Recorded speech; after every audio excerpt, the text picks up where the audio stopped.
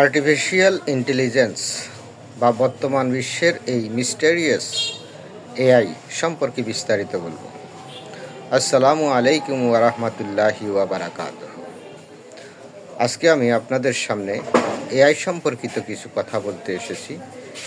কেউ এড়িয়ে যাবেন না, আমার কথাগুলো শুনে যাবেন আর আমার ভিডিওতে লাইক, শেয়ার, কমেন্ট করে আমার সাথে সংযুক্ত থাকবেন। আমার কথাগুলো বুঝতে যদি অসুবিধা হয় আমার ভিডিও দেখবেন এবং কন্টেন্টটি পড়ে নেবেন, তাহলে এআই অর্থাৎ আর্টিফিশিয়াল ইন্টেলিজেন্স সম্পর্কে আপনার ধারণা পরিষ্কার হয়ে যাবে।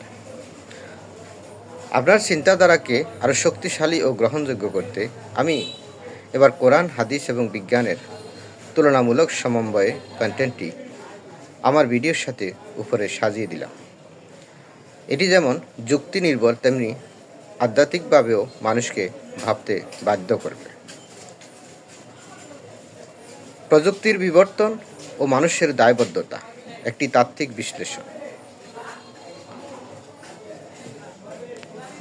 ইতিহাস সাক্ষী, মানুষ নতুন কিছুকে শুরুতে ভয় পায়, তারপর বিরোধিতা করে এবং সবশেষে গ্রহণ করে।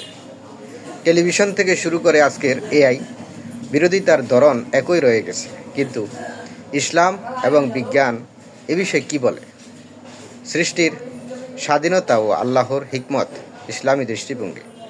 আল্লাহ তাআলা মানুষকে সৃষ্টি করে তাকে ভালো ও মন্দ বেছে নেওয়ার ফ্রি উইল, পূর্ণ স্বাধীনতা দিয়েছেন। আমি তাকে মানুষকে পথ প্রদর্শন করেছি, এখন সে চাইলে কৃতজ্ঞ হতে পারে, চাইলে অকৃতজ্ঞ। সূরা আল ইনসান আয়াত নম্বর 3। যুক্তি: আল্লাহ হাত দিয়েছেন নেক আমলের জন্য। কেউ যদি এই হাত দিয়ে চুরি করে তবে দোষ কি স্রষ্টার? না। ঠিক একইভাবে এআই এর আবিষ্কারক আপনাকে একটি সক্ষমতা দিয়েছেন, এর সদ্ব্যবহার করলে আপনি পুরস্কৃত হবেন, আর অপব্যবহার করলে আপনিই দায়ী। হাদিসে আছে, নিশ্চয়ই আমল নির্ভর করে নিয়তের উপর, বুখারী। সুতরাং এআই ব্যবহারের পেছনে আপনার নিয়তই নির্ধারণ করবে এটি হালাল নাকি হারাম।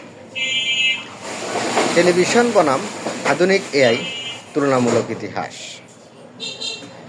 একসময় টেলিভিশনকে পাপের বাক্স বলা হতো, কারণ সেখানে নারীদের ছবি দেখা যায়। কিন্তু বিজ্ঞানের দৃষ্টিতে টেলিভিশন কেবল একটি সিগন্যাল রিসিভার। পাপ বনাম পুণ্য।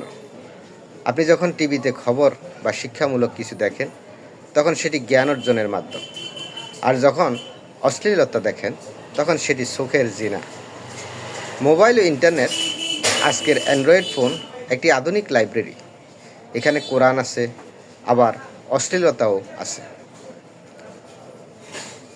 দৃষ্টান্ত: বাসি খাবার বা অতিরিক্ত মরিচ খাওয়ার উদাহরণটি এখানে যথার্থ। মরিচ একটি নিয়ামত, কিন্তু অতিরিক্ত খেলে যেমন পেট জ্বলে, তেমনি প্রযুক্তির অপব্যবহার করলে আপনার জীবন ও পরকাল দগ্ধ হবে। দোষ মরিচের নয়, দোষ আপনার জিহ্বার ও পরিমাণের। এআই কীভাবে কাজ করে? বিজ্ঞান ও তথ্যের উৎস। এআই কোনো অলৌকিক শক্তি নয়, এটি বিজ্ঞানের চরম উৎকর্ষ। এটি কিভাবে সারা দুনিয়ার জ্ঞান সংগ্রহ করে? এআই মূলত ইন্টারনেটের কোটি কোটি বই, গবেষণাপত্র এবং ডাটাবেস থেকে তথ্য সংগ্রহ করে। Machine learning. বিজ্ঞান বলছে এআই মানুষের মস্তিষ্কের নিউরনের মতো কাজ করে। এটি তথ্য বিশ্লেষণ করে নিজের বুদ্ধিমত্তাকে বৃদ্ধি করে। এটি একটি নিরপেক্ষ ডিভাইস মাত্র। আপনি যেমন ডাটা ইনপুট দেবেন, সে তেমন আউটপুট দেবে। বিজ্ঞান ও ইসলামের সমন্বয়। দায় কার? বিজ্ঞান আমাদের শক্তি দেয়, আর ইসলাম আমাদের শেখায় সেই শক্তির সঠিক ব্যবহার। ইউটিউব, গুগল, এআই এগুলোর আবিষ্কারকেরা মানুষের কল্যাণের কথা ভেবেই এগুলো তৈরি করেছেন। শয়তানি ধোঁকা।